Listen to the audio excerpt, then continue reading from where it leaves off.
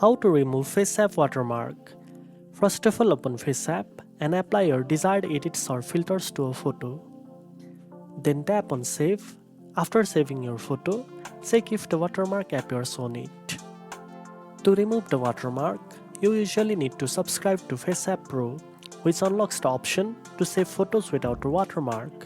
If you don't want to subscribe, you can try cropping out the watermark manually using any photo editor on your device. Alternatively, some free apps allow you to blur or remove watermarks, but results may vary. Remember, using FaceApp Pro not only removes watermarks, but also gives access to more filters and features. Once you remove the watermark by either method, save your photo to your gallery. Now you know how to remove FaceApp Watermark. If you found this video helpful, don't forget to like, share and subscribe for more editing tips. Thanks for watching and I'll see you in the next one.